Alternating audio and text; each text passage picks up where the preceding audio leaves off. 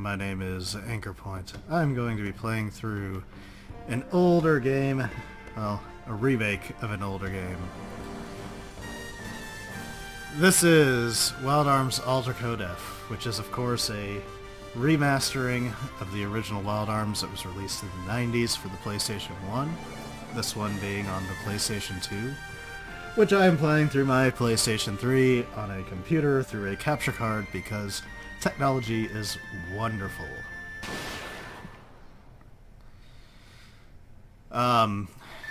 So fair warning, I have been trying to play this through a couple of times now.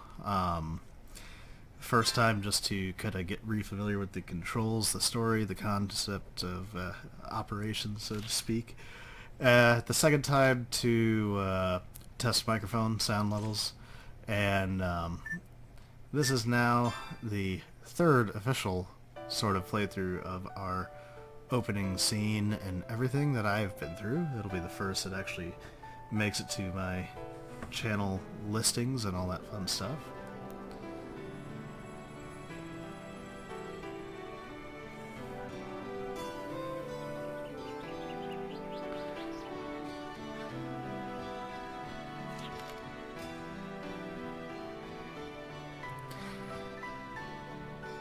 I've considered narrating the different cutscenes and speech bubbles that pop up, but experience has also shown that sometimes they move a little too fast, and I can't quite talk fast enough and it comes out awkward and clunky and strange.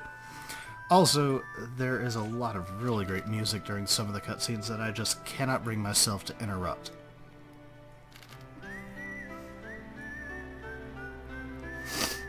Of course, this is a remastery of an older game. This one came out in the 2000s.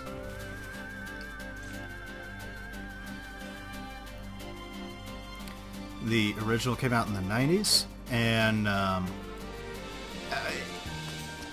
it holds a little special place for me. I remember playing it with my cousin.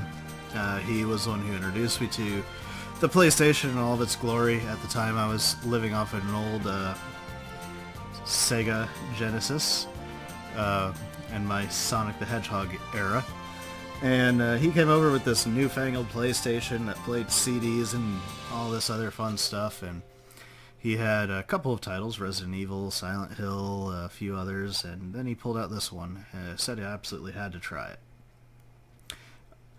So this is of course the first of 3 prologues, A Boy Traveling Alone.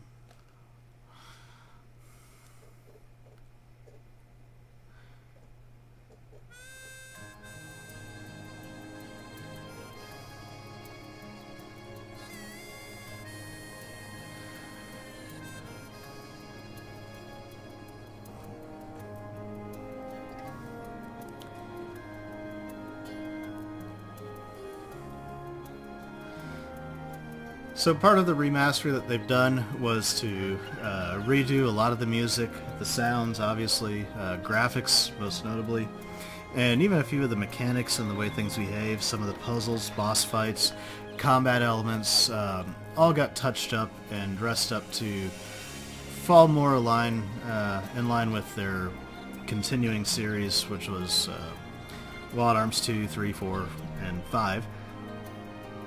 1 being their original, had a lot of things that were not in the follow-on titles. This was their opportunity to sort of bring some of the more beneficial mechanics and environmental aspects to an older game that served them really well. This was actually one of the, if my memory serves me correctly, top-selling games for the PlayStation prior to the giant that was Final Fantasy VII. Keep calling you boy. Alright, so I'm going to keep the names as is. They don't talk, so there's no danger in renaming, but for the sake of story, I'm just going to keep them as is. So, okay, yes, my name is Rudy. That's what he shall call me.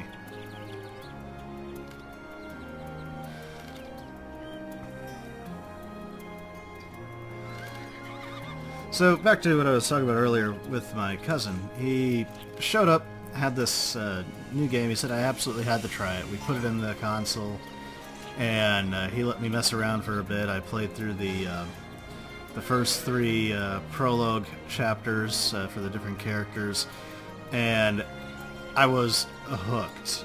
The story reached out, grabbed me, held me pretty good. It was just a lot of fun. I remember the music was probably one of the things that kind of stuck with me more than anything. Even to this day, I whistle quite a bit of the music. Let's see. Local children's play games on it. Aha! One of the things they also put in Wild Arms and in Wild Arms 2 is where your backstory and history comes from. A lot of games nowadays kind of shove it down your throat with big old narrative walls or exposition and things like that. And sure, there's some elements of exposition like this here where he's telling me about a berry. I actually had a choice to kind of not do that, but for the sake of this, you know, and the exposition's covered well because, you know, he's looking for one for reasons. We'll probably find out later. The story and really a great part of the history of Filgaia and Wild Arms as a whole is hidden in exploration. The more you explore, the more you look around, the more inquisitive and curious you are, the more you're rewarded with story elements, backstory, history, things like that. And it's just a lot of it's a really nice touch, for me at least. I love that kind of stuff. I love that kind of exploration. I love being able to find things out for myself rather than just have them all blatantly told to me without any real reason. So a good example, I come here to this, there's a book called Rotting Beasts and Holy Berries. Let's take a look. It's a story that's been passed down in the village. Once a rotten beast attacked Surf Village, and the rotten smell made the air rank, and its footprints contaminated the earth. The creature had existed for as long as anyone could remember. An immortal beast, indestructible even if damaged again and again. Finally, when the village smelled rotten, a wanderer visited the village and threw a holy berry filled with the brilliance of life at the rotten beast. The body of the monster disappeared in that dazzling light, and only the berry remained. The villagers rejoiced and grew the holy berry's seeds in a nearby cave. Finally, they raised it into a tree, and the cave became known as the Berry Cave because it was the home of the brilliant, life-giving berries. To this day, the holy berry shines deep within its cave, undisturbed. The essence that the holy berry releases is the light of the village's future. So, see, it's a whole history of what this prologue kind of will circle around, revolve around, you'll see. But it didn't have to be shared. It was up to me to find. And the story's no less for not having it, but it adds to it. You know, none of the villagers are like, yes, listen to the history of my village. Come, traveler, talk to me. It was something I found on my own, somewhat by accident, really. You never really know what you'll find, which bookshelves are worth looking at, not worth looking at. They're all worth looking at, I'll be honest. But, you know, it's just one of those things where it adds to the immersion of the environment, it adds to the immersion of the game. You get what you put into it. You know, see, now they're talking about how the den used to be this, and you know, now we know it was because a monster was theoretically slain in there, or at the very least overwhelmed by the power of this mythical berry. I don't want to start a panic. The panic will be real. This goes for me too. I shouldn't tell anyone about him breaking the ban. And we don't need anyone playing a hero. Ha! You don't need anyone playing hero? That sounds like a job for a hero. Because of course I'm going to do just that.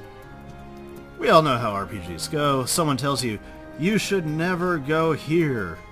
Well, that's the first place we go. So you may be noticing I'm spinning the camera around here a fair bit. That's one of the fun things they added into this that was not in the original. In the original, everything was your typical RPG set where you had your standard overhead view, about a 1/4 overhead view, and it was fixed. So that meant they could only use front-facing or side-facing aspects of an environment. And with Wild Arms 2, they introduced the rotating camera, and it allowed them to use all 4 walls, so they could put something on any wall they wanted. You just had to be curious enough and clever enough to find where it was. So here's the world map. Naturally, some pretty loud music and stuff, which I'll probably lower here in a bit if it's seeming too loud. But what they were just talking about in that little help screen is this searchment feature. None of the areas on the map are pre-revealed. You have to find them with your nifty little searchy radar here. It's something that also came from the second game in the series, and it's a nice little touch. I don't think it's really fully necessary, but at the same time, it also helps encourage sort of exploration of the world map and paying attention to directions that are given to you. Because they will tell you, this is where you need to go to get to this place, that's where you need to go to get to that place. And if you're not careful, you can end up just all over the place, scanning for your life and not really finding anything. Alright, so here we are. We are at this cave because we were told not to be at this cave, looking for Tony, who was also told not to be at this cave, because everyone who's not supposed to be at the cave winds up in the cave. That's just RPG law. Of course, also under law, people who live in Surf Village aren't allowed to go into the cave. But, let's see. I'm not from that village, am I? I'm an outsider, a traveler, a wanderer. I just showed up one happy fine day. So, technically, that rule doesn't apply to me. That's what this gentleman's going to tell me. No. I'm not a pansy. I'm going to go find this kid. Thank you for your debt. He's going to give me a few things. And now I get to do the encounter system. Encounter system's definitely different from the original game. You'll see up in that top left corner I've got my little ENC gauge and my migrant level. The way that works, and you'll notice as I go through, is a little exclamation point, white, hopefully, pops up over my head, and that means a battle is imminent. I can just let the battle happen, as I did here, and I'm going to shoot this guy in the face a couple of times. Or I can actually react to that, and by reacting to it, I deplete my gauge, but I avoid the battle completely. It's kind of nice if I'm in a rush and some sort of a hurry, but in this particular case I want the levels, so I'm not going to mess around with it. So, cool thing here, you'll notice during the battle I did take a little damage, but that's okay. I don't need to heal up each battle. There's this nifty little vitality gauge that's going to replenish my life for me at its own expense. It refills every time I get a level, and there's a few other ways to refill it, but we'll get to those later. So here we go. I have bombs. Boom! I'm going to dodge that fight. So that's how it works. I dodge the fight, my ENC gauge goes down, I blow something up, I get a berry. I'm happy. And here you go, walking off cliffs. I can jump, or I can balance, or pull back. I'm going to go ahead and jump down, rotate my camera, and carry on smartly.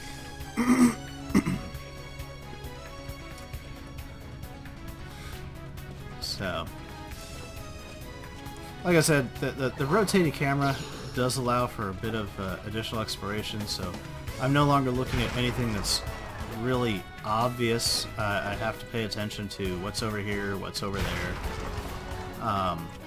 And here we go, these things. These little orbs, as the tooltip will tell me in a moment, replenish my vitality gauge. So 10% for each one I picked up. I went down to about 71% the last fight I took. So here you'll see if I go to my status, my vitality's back at 100 because I picked up 3 of those. So, pretty cool. Like I said, that just saves you from having to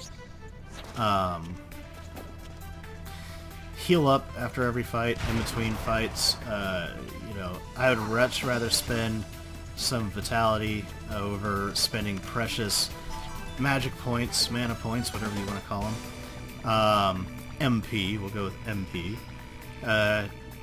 It's just overall a good little way to save some resources, especially when things start getting really rough.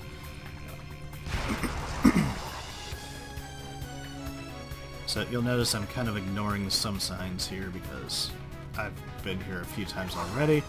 Let's get another fight. One thing I have noticed from a mechanics standpoint, some mechanics interrupt others. So if I have that pending battle, and I jump down a cliff, walk up a ladder, stairs, or otherwise transition from one area to another, it interrupts that. So I no longer have the... it doesn't punish or penalize my ENC gauge, even though the encounter was avoided. It's a good way to kind of game the system, but at the same time it can get a little annoying. If only because I have a hunch that that's not the way it was intended to be. And when things aren't necessarily the way they were intended to be, it gets a little, well, a little disappointing. So, took a lot of damage there, and my vitality gauge just took a punishing hit. So, my ENC gauge, like I said, was depleting. Tooltip will let me know that this refills that. One little bubble per pickup, so I'll just pick all those up because why not? And let's see what I have here. Drop-offs, but hits. And alright. Another thing they kind of added was all this movement during the fights. You notice that I'm running around left, right, all over the place, positioning myself. That's not my doing. That is actually just animation during the fight to break up the monotony of what was otherwise a static battle where you were standing there in a row, they were standing there in a row, one guy jumps forward, punches them, another guy punches forward, or jumps forward, punches you. Old RPG style stuff, and we all know that that can get a little dull sometimes. So the movement and other things was kind of the developer's way of trying to enhance the experience, make it a little less boring. And, you know, it's a nice little touch. It, especially when it's a full party later on in the game when we've got all of our people.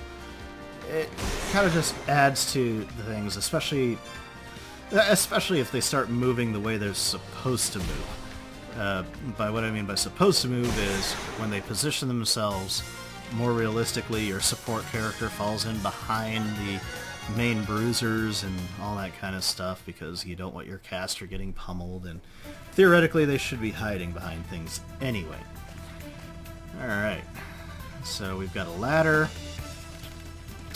So ladders I can climb up and down, which is a nice little thing. So go here, climb up, climb down. Oops, I went too far. Yeah, back down. Yeah. So, again, ladders were something that wasn't in the first one. Gimel coins, these let me save outside of normal save points. Also, if I get a game over, I can use one to restart. So those are kind of precious. I will probably not use one to save unless all hell breaks loose and I feel it's absolutely necessary.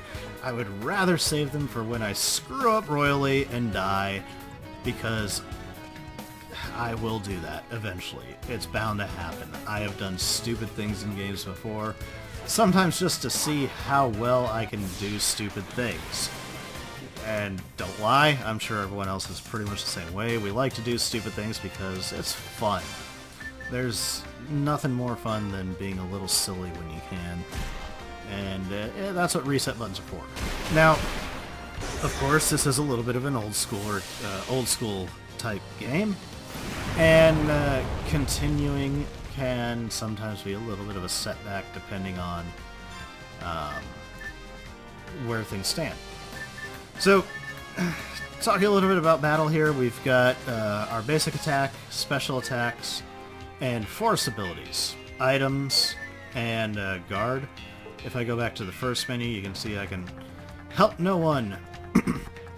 This is a fun one. When you finally got a party, it lets you do things, interact with the other party members. Here's all my settings. I can set auto and pretty much let him fight based on my predetermined, I could say all out, where he just goes crazy with offensive abilities and just tries to kill everything, or balance, where it's a healthy mix of sustaining his own life. I can check my status, and I can go here to system. Let's see, sound, okay, whatever. So anyway, let's get to fight. Force abilities. So you'll notice I've got health, HP, MP, and FP. FP is my force power. Force power lets you do special things.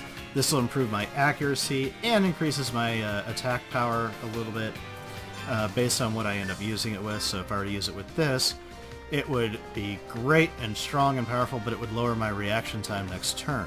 So a little bit of a trade-off, whole lot of power, a little bit of a slowdown.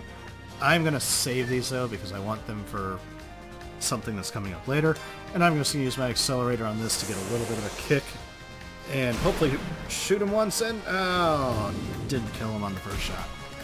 So he'll headbutt me and turn to hail, and I'll just shoot him in the face again. And there we go.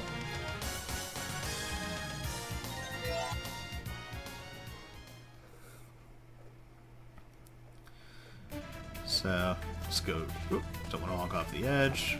Drop a bomb. Let's blow some things up because explosions are cool. Open up the chest, and I get stuff. So I think the last time when I did my test recording on this one, it came out to about 33 minutes. I'm going to try and keep it a little shorter.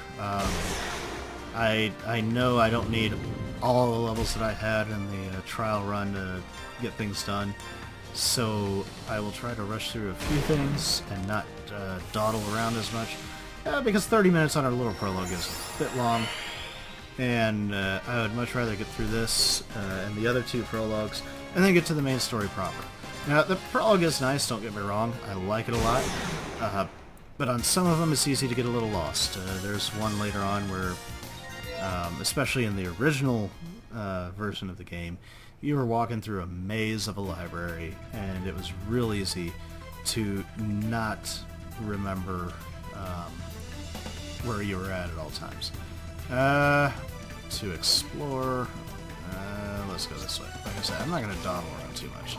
I know, cancel that. Blow up some boxes. And let's see, ladder's unsteady, don't hit it. Remember what I said about RPG logic? It said don't do this, I'm going to do this. Sprint, run into it, knock it down. Because, who needed that rusty old ladder anyway? I'm sure it will not inconvenience anyone. Ooh, I forgot about that chest. I can come back for it later. That's another great thing about RPGs. I can always come back for some things later, so cancel that. Where's my level anyway? 4? Okay, good. 4 is a good one. Let's blow up some boxes. Woohoo!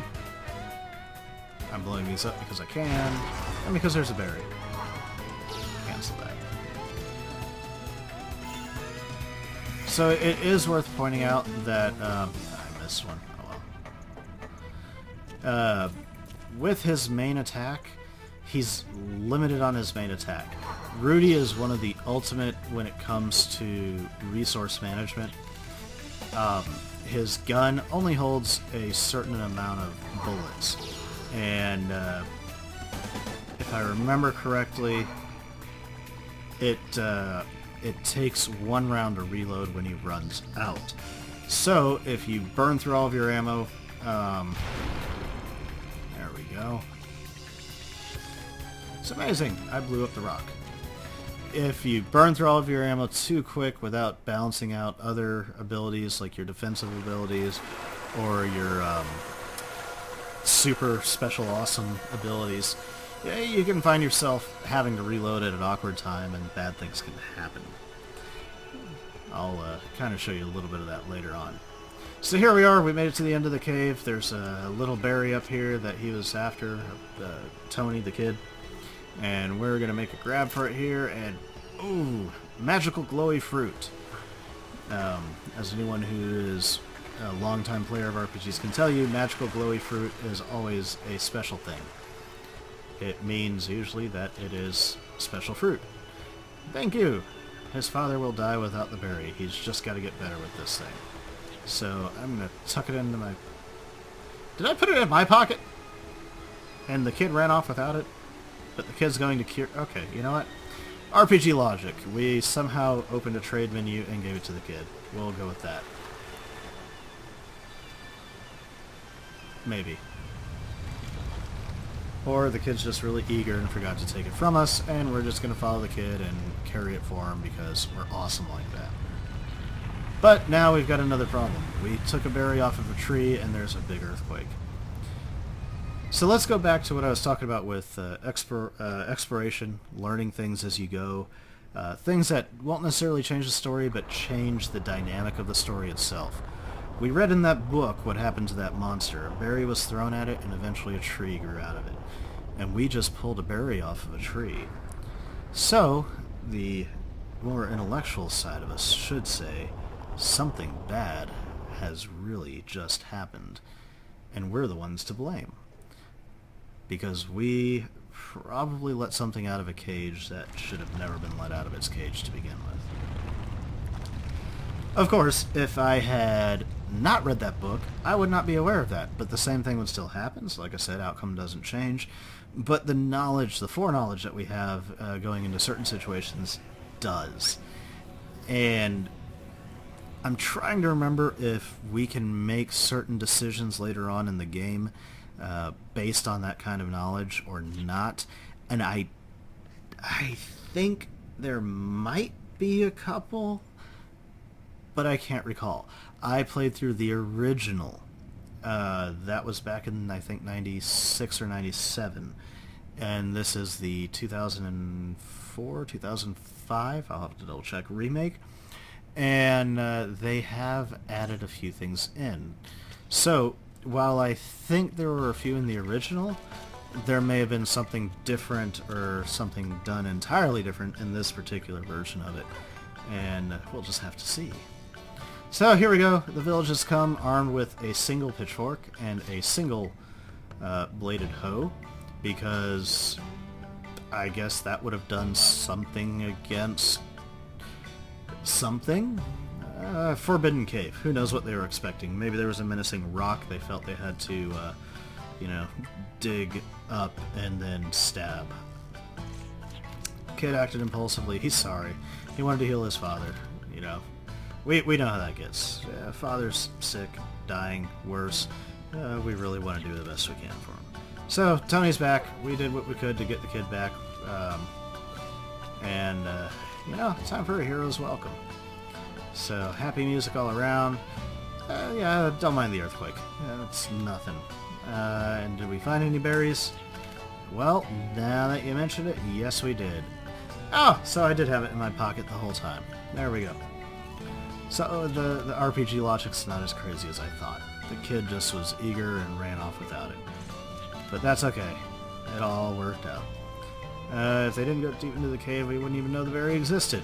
Yeah, that's right, buddy. You wouldn't have known about this if it wasn't for us. So we found a kid, we made a discovery, we just saved the livelihood of your town. Let's head back to the village, and, hey, dog, come here. Aw, dog's barking. Anytime a dog barks, it's a bad day.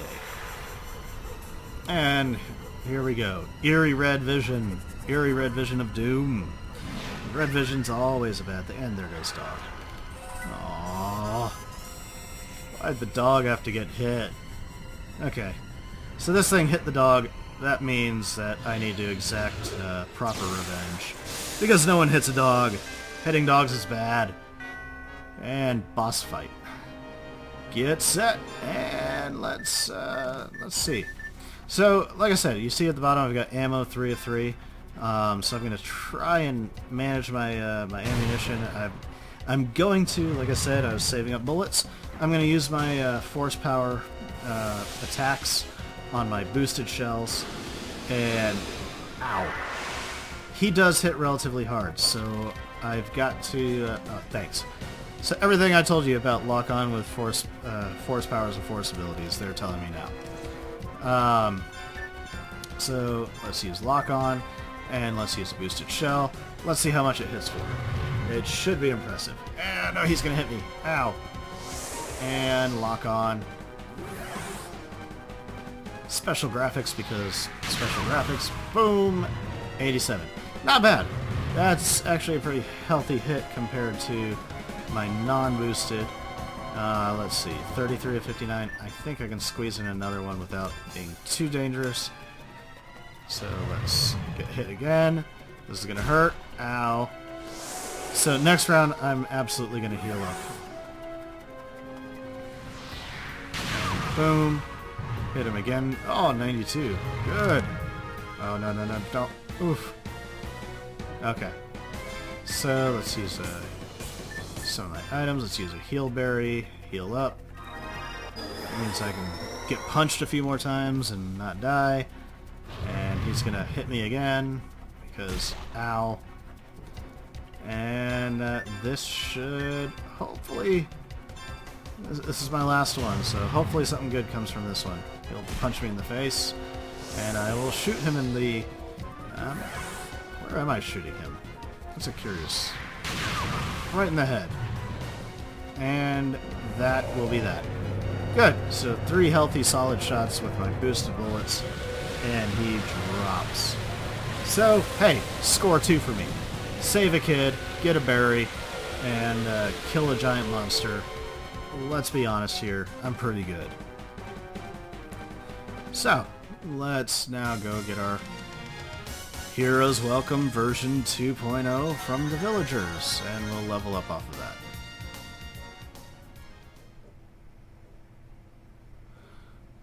So, here we go. Monsters down. Strike a heroic pose, or just look there stoically because cool guys don't need heroic poses. Haha. And they are naturally speechless. Alright. That's my #1 fan right there. Tony, I like you. You are my #1 fan. We'll go with that. But the rest of you are acting a little strange.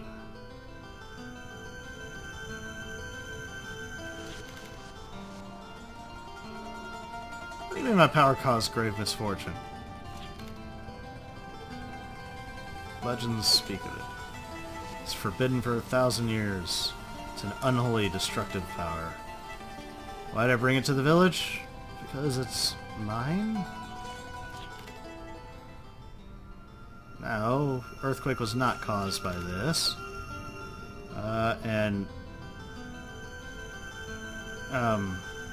No, that's not true. See? Thanks, Tony. #1 fan, dude. You're awesome.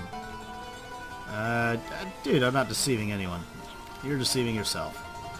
So, thank you, Mayor, for, Thank you, Mayor, for, being a voice of somewhat reason. I didn't... Okay, you know what? No.